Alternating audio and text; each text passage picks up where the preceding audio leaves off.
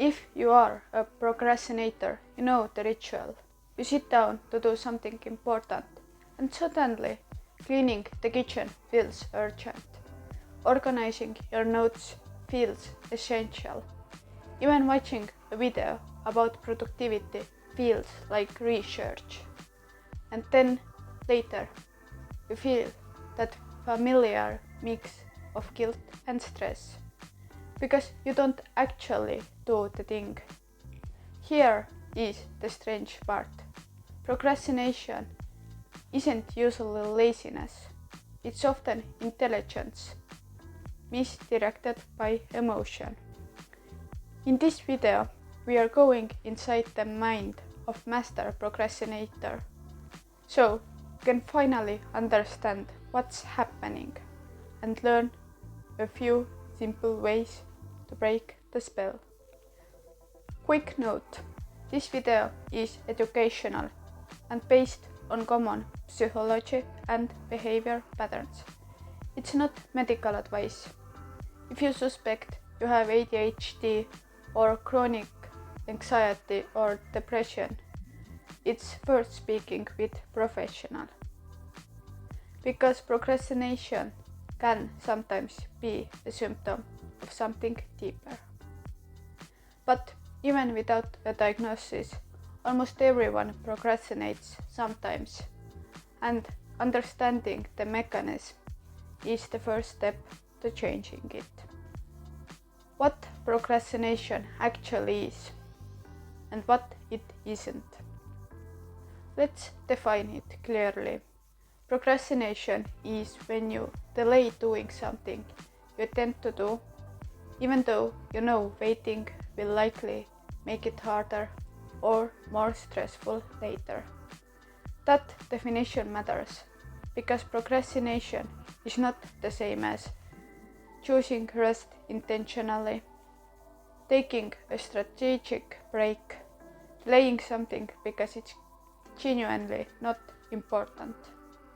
Procrastination is delay with consequences, and usually with discomfort. You're not relaxing, you're avoiding. And that's why the classic procrastination experience feels so unpleasant. You're not fully enjoying the fun thing, because the important thing is still hovering in the background. The biggest misconception: procrastination isn't laziness. If you are procrastinated for years, you may think, I'm lazy, I have no discipline, I always sabotage myself. But most procrastination is not laziness, it's emotional regulation. Procrastination is often your brain saying, this task makes me feel something I don't like, let's escape.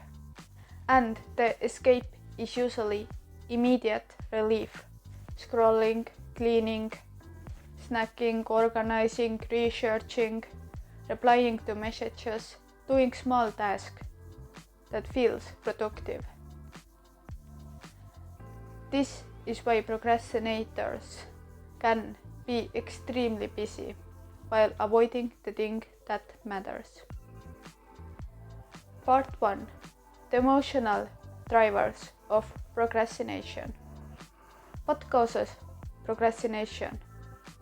Let's go through the most common causes, not as labels, but as patterns you can recognize. First, fear of failure and fear of success.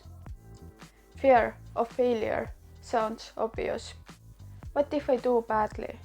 What if I'm not good enough? What if I prove my worst fears right? But fear of success is just as real. What if expectations get higher? What if people start relying on me? What if I can't maintain the new standard? Both fears create the same outcome: avoidance. Second is perfectionism. Perfectionism often sounds like high standards, but it's usually fear wearing a sophisticated outfit. The perfectionist says, if I can't do it perfectly, I'd rather not start. This turns straight into a threat. Because if you start, you might produce something imperfect, and that feels unsafe. So instead, you delay. Third, task feels overwhelming. This is one of the most common and least personal causes. The task may be too big, too vague, too many steps, unclear what done looks like. Your brain doesn't like unclear threats, so it avoids them.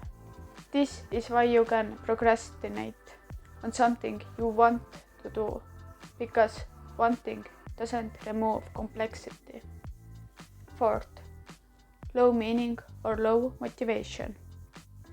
Some tasks are genuinely boring, but the deeper issue is meaning. Why am I doing this? Does it matter? Is this aligned with my goals? If your brain can't connect the task to a meaningful outcome, it struggles to mobilize energy. Fifth, instant rewards beat long-term rewards. This is most modern one. Scrolling feels good now. Work pays off later.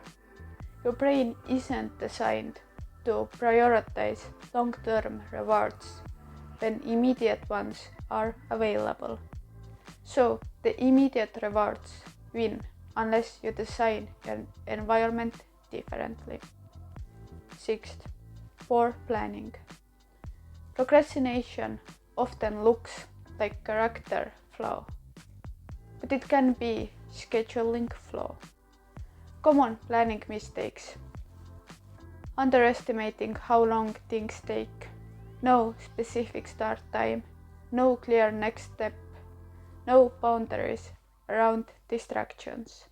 Your brain needs a doorway into a task. If there is no doorway, it won't enter. Seventh, decision fatigue. If you have made too many decisions today, starting a difficult task becomes harder, because starting requires decisions. What to do first, how to do it, what standard to aim for, what tools to use, what to ignore. When you're mentally tired, avoidance becomes likely. 8. Stress, anxiety, or low mood. This is a big one. Avoidance provides short-term relief. The brain learns, when I avoid this task, I feel better for a moment. So the habit reinforces itself. 9th, attention difficulties and distractions. If your environment is full of interruptions, starting becomes hard. This can include notifications, noise, people, open tabs, constant context switching. For some people, ADHD-like symptoms amplify this. The issue isn't intelligence, it's the environment and the attention system. 10. Lack of confidence or skills.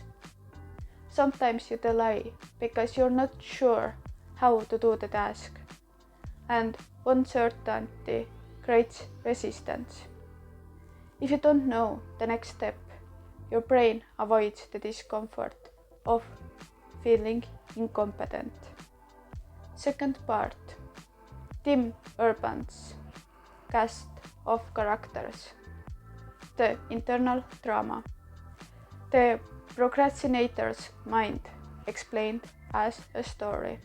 Tim Urban has a famous, memorable way of explaining procrastination using a cast of characters in your head. It goes like this. The rational decision maker. This is the part of you that understands long-term goals, wants to do the sensible thing, knows what matters, makes plans, thinks logically. This part of you is not the problem. The procrastinators often have a very strong rational decision maker. This is why they know what they should do. The instant gratification monkey. This is the part of you that wants easy, fun, comfort, stimulation, not now. The monkey doesn't care about your future. It cares about how you feel immediately. And it has one skill: hijacking your attention. You open your laptop to work. The monkey says, let's just check this thing first. Then another thing. Then suddenly it's evening. The dark playground. Tim Urban calls the procrastination zone the dark playground. It's not real fun. It's the kind of fun where you're distracted, you feel guilty, time passes strangely. You're not relaxed.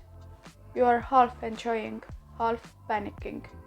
This is why procrastination feels exhausting.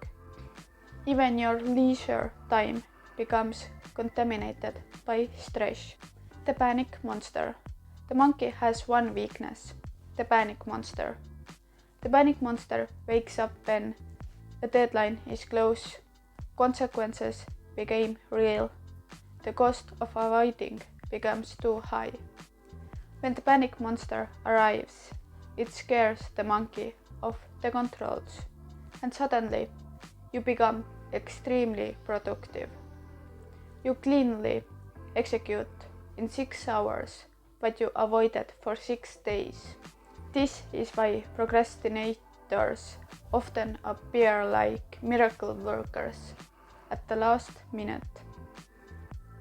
But the cost is heavy: stress, sleep loss, lower quality, burnout, reduced confidence, a sense of being out of control. The master procrastinator pattern, why it repeats. Now we can explain the pattern. First, rational decision maker makes a plan. 2. Task triggers discomfort. 3. Monkey offers relief. 4. You enter the dark playground. 5. Panic monster arrives. 6. You work intensely. 7. Deadline passes. 8. Temporary relief. 9. Repeat. The reason it repeats is because it works enough. You survive. You get it done. So your brain learns. You can delay and still be okay. But each cycle increases stress and decreases trust in yourself. Part 3. How to outsmart the monkey. Practical, calm solution. Fix 1. Make the task smaller than your resistance. This is the simple rule of procrastination recovery. If you can't start, the task is too big. Not objectively too big, emotionally too big. So you shrink the entry point. Examples: write the report becomes open the document and title it. Study becomes read 1 page. Exercise becomes put on workout clothes. Clean the apartment becomes clean 1 surface. A master procrastinator is defeated not by big motivation, but by small beginnings, because start is where the emotional friction lives. Fix 2. Remove ambiguity. Define done. Procrastination thrives in vagueness. So ask, what does done look like? What is the minimum acceptable version? What would a draft be? Perfectionism hates drafts, but drafts create progress. If perfectionism is stopping you, make your rule: draft first, improve later. Fix 3. Use a specific start time, not a vague intention. I'll do it later is procrastination spell. Replace it with I'll start at 10. I do 25 minutes at 14:30. At 18:00, I opened the document.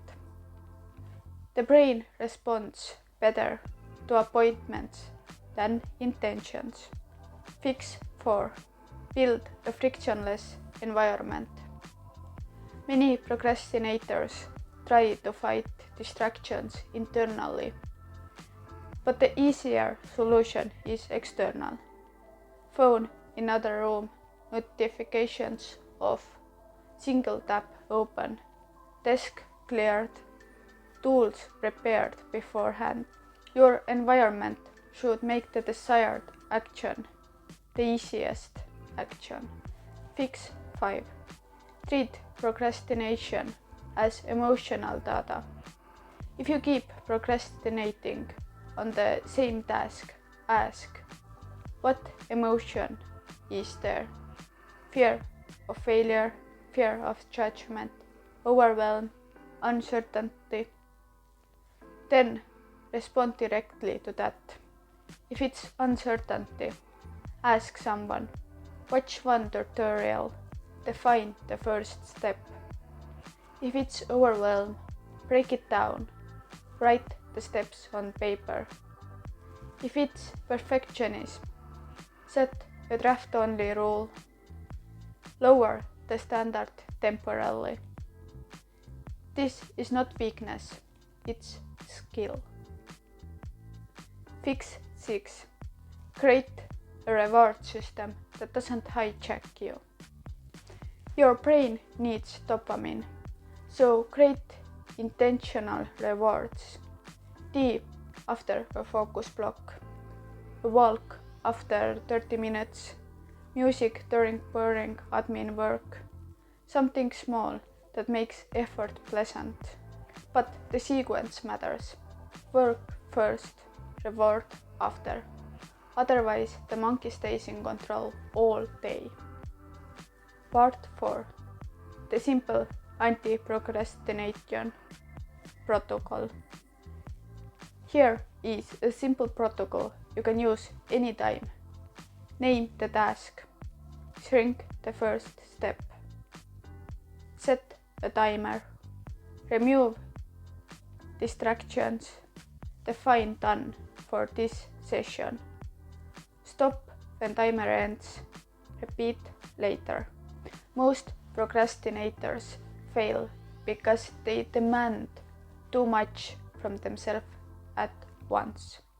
This method rebuilds trust gradually. If you relate to this video, I want you to hear this clearly. You are not broken. You are not lazy. You are not incapable. Your brain has learned to avoid discomfort using instant relief.